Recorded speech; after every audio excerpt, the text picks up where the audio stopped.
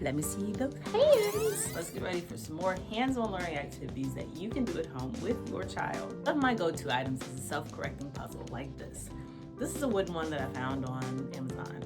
Great activity because the child can simply remove the pieces, and they have this self-correcting mechanism of having the shape of the letter as well as the same color as the letter. So a couple of things that are going to set your child up for success.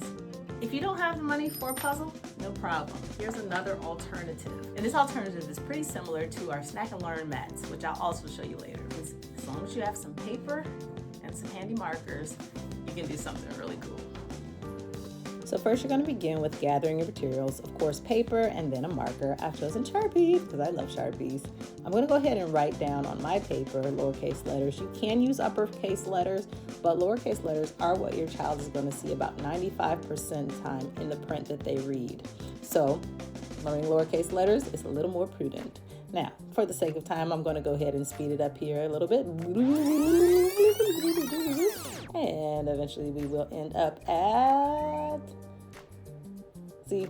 After that, we're going to go over your letters and circle them with another color. I've chosen purple. And we're going to do this in order to give your child an idea of where each manipulative, be it cereal or bingo chips, goes. This is a bit of a control of error, guides your child in the process.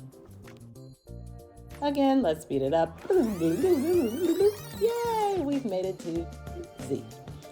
Now, here comes the fun part. And I always like to use snacks just because there's always a little bit of reward afterward. But you can use any type of manipulative racers, like bingo chips.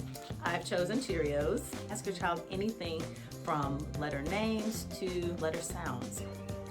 You can also just have them do them in order. We've arranged our letters from left to right, top to bottom. And we always do that because that's how they will read one day. Just placing a snack and saying A, B, C, D. This gives them opportunity for hands-on learning because remember, using more senses is going to help their brains to retain. Although just singing the ABC song by itself is not necessarily the best way for a child to learn the alphabet, when you combine it with some hands-on learning as well as visual, you're creating a whole sensory experience. They can even sing along. A, B, C, D, E, F, G, and so on and so forth. It also gives you the opportunity to slow down that LMNOP, which can be a little problematic, and say LMNOP, and then they can see it's not LMNOP. Also, you can do the same things while teaching the sounds. A says ah, B says b, b.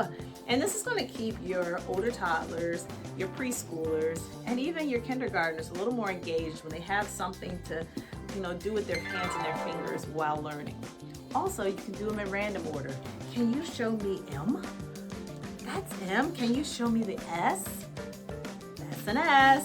That sort of thing gives them reinforcement, and then it helps you to know what they actually have learned.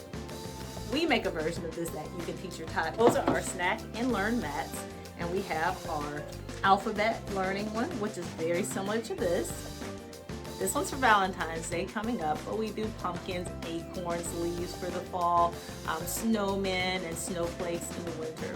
So you can check out any of our materials at youcanteachyourtot.etsy.com or our Teacher Pay Teacher site where you can print and download them with the handle You Can Teach Your Tot. Also, check out youcanteachyourtot.com where we have a variety of both printable and physical resources like this for purchase, and also a couple freebies. Thanks for watching.